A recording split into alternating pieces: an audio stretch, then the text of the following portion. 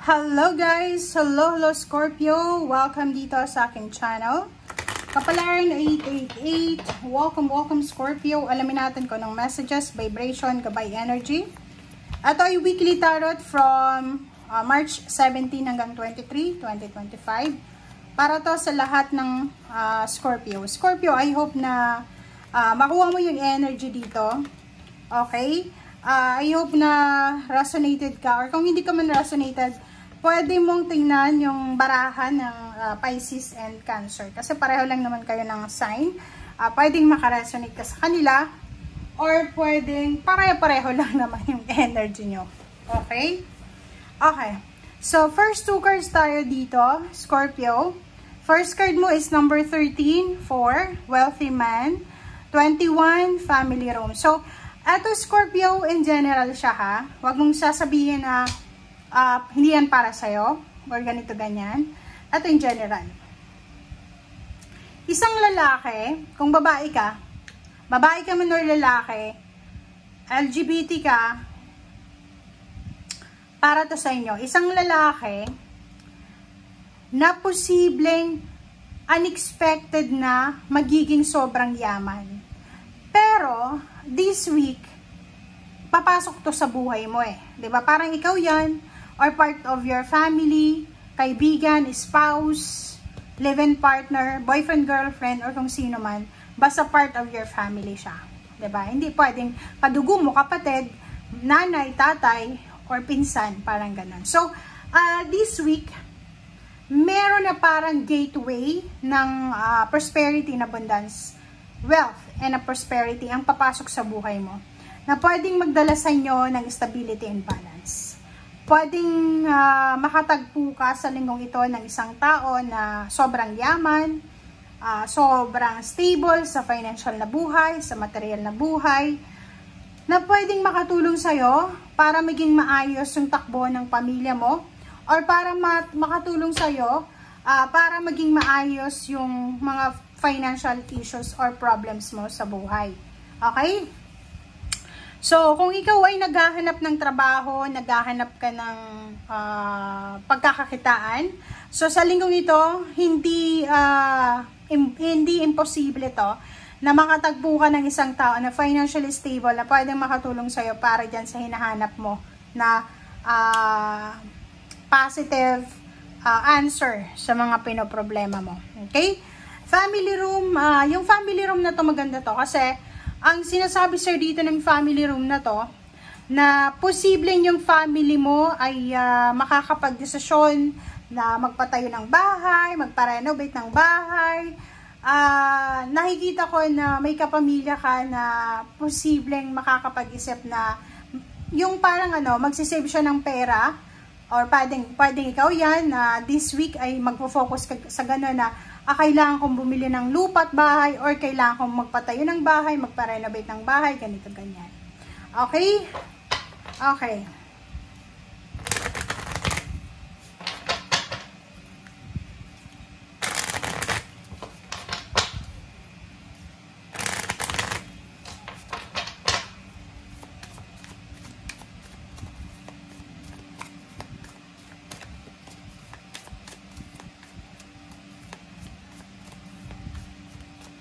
Okay.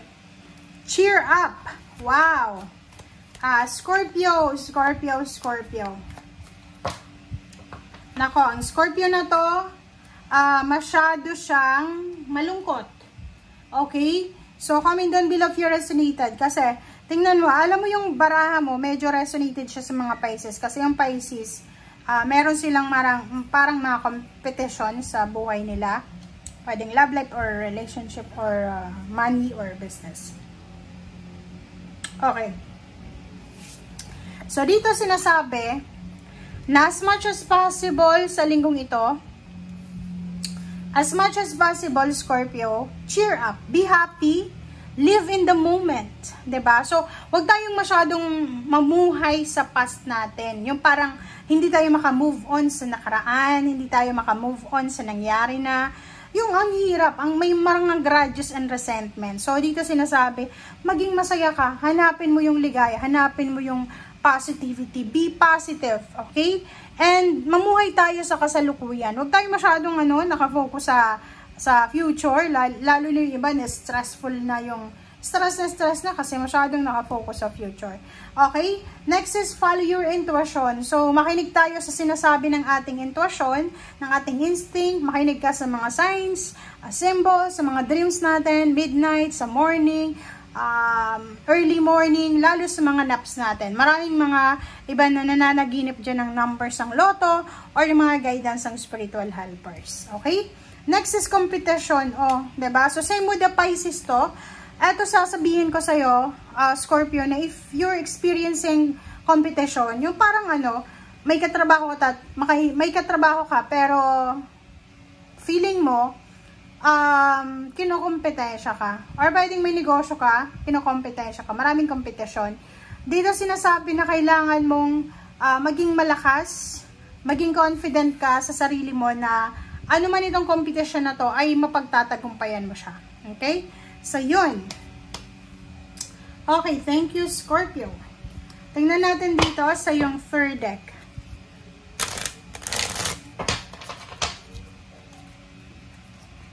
Okay.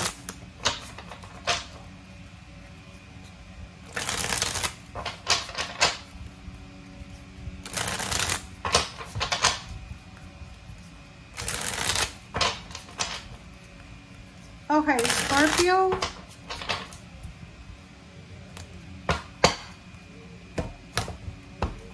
Okay. First card natin dito is 8 of Cups. Wow! Scorpio, paki-comment sa comment section. Nakikita ko sa'yo dito, it's either competition to, love life, or pwedeng, yun nga, career, sa loob ng company, sa loob ng isang business, maraming competition. So, merong advice sa'yo yung barahang ito na bago ka mag-confront or umiwas ka sa confrontation, kung mayroong mga triggers dyan, mayroong mga toxicity, negativity sa paligid mo, just let go. Let go, let God, and then abandon the situation.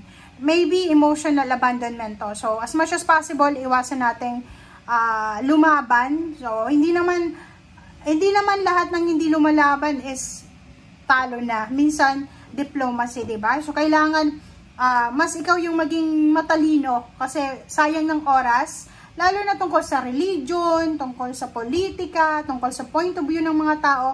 Kung may mga tao kang makakausap, tapos bigla kayo nagkaroon ng debate, nako, umiwas ka na lang, i-let go mo na lang kasi hindi ka mananalo dyan. Okay? Walang nananalo dyan kasi kanya-kanya tayo ng gusto sa buhay. Okay. 5 of Pentacles. So, yung 5 of Pentacles mo dito, sinasabi ng baraha sa'yo dito, Scorpio, na siguro meron kang mga financial problems na siya yung dahilan kung bakit kailangan mong or nakakapag-isip ka ngayon na lumabas ng bansa or kung nasa ibang bansa ka na, maghanap ng ibang bansa pa na mas mataas yung sweldo or mataas yung makukuha mong pera. Parang ganon. Okay? So, nakikita ko sa'yo dito yung good karma or karmic justice. So, sinasabi din ng baraha sa'yo, mayroong mga pagkakataon ngayon, Scorpio, na marirealize mo na siguro doon sa mga Scorpio na maraming pera sila sa past nila. Kaya sinasabi na live in the moment kasi mayroong kang mga regrets eh. Parang marami kang perang nahawakan for past few months or years. And then, ngayon, maaalala mo yun na sana nag-ipon ka, sana sinecure mo siya.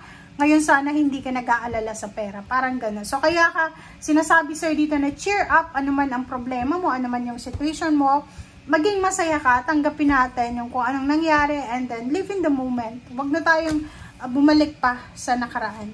Okay? King of Swords, ang ganda na itong King of Swords na to kasi sinasabi ng baraha sa'yo dito na isang parang positive siyang direction na pwedeng magdala sa'yo ng good karma. So, ibig sabihin niya, pwedeng may mag-o-offer sa'yo ng contract signing, new job, new career, new place of work, or kung ano man siya ino-offer sa'yo. Okay. So, doon naman, wow. So, it's a yes card to. So, doon naman sa mga Scorpio na may hinihintay na pera. So, naghihintay ba kayo, Scorpio, ng pera? payments, payouts, bonuses, umutang kayo sa lending company, sa gobyerno.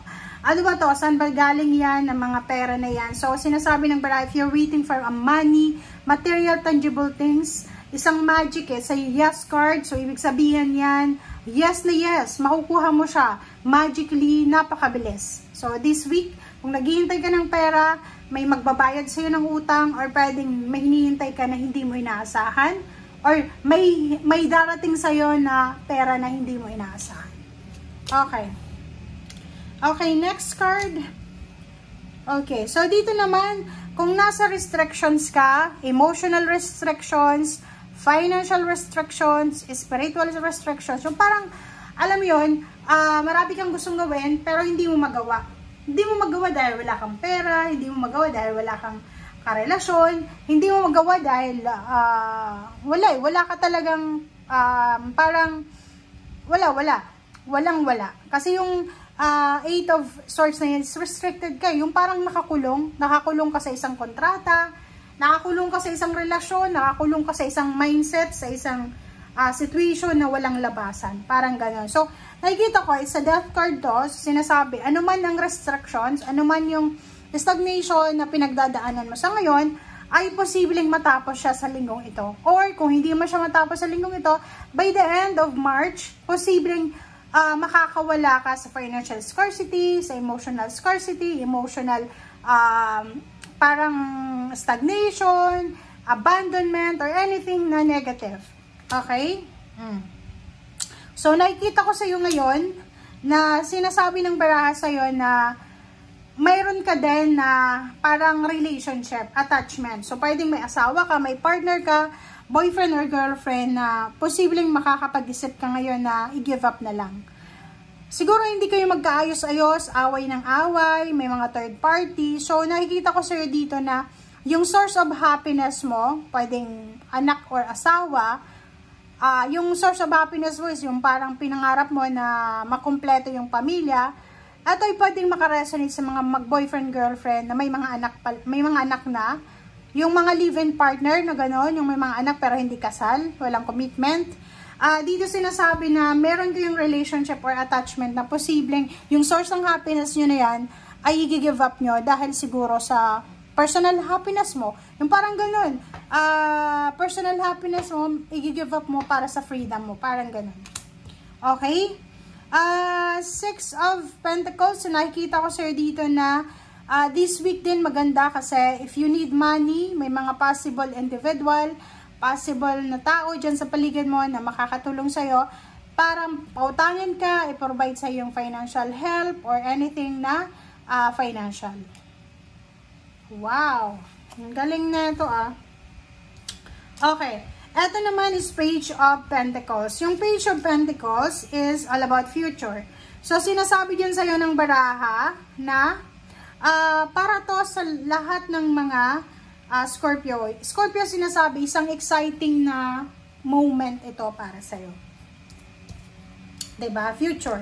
It's a prediction of your future na pwedeng magdala sa'yo ng excitement, kilig, pagmamahal, determination, and motivation. Yung parang, yung money na darating na to is sa future to. Hindi to sa ngayon. Pero parang sa ngayon, by the end of March, mayroon kang nararamdaman na excitement na hindi mo maintindihan. Bakit ka excited? Okay? So, sa ping relationship, sinasabi ng baraha sa'yo na posible na in a relationship ka, but mayroong nagkakagusto pa sa'yo. Or yung person mo ay posibleng maraming nagkakagusto sa kanya. Or ikaw, may nagugustuhan kang iba. I hope na walang mga asawa to. Kasi pag may asawa, may mga third party, pwedeng yung karma na sinasabi dito, bad karma yan. So, dito sinasabi sa'yo na in the near future, near siya near, malapit na malapit, kung single ka sa ngayon, isang tao ang papasok sa buhay mo, pwedeng sa loob ng company, loob ng trabaho, or loob ng negosyo, dun mo siya makikilala. At ang taong to ay magbibigay sa'yo ng sobrang kilig, pagmamahal, and at the same time, matutulungan ka niya sa iyong financial or material na pangangailangan. Okay? Thank you guys for watching. Bye!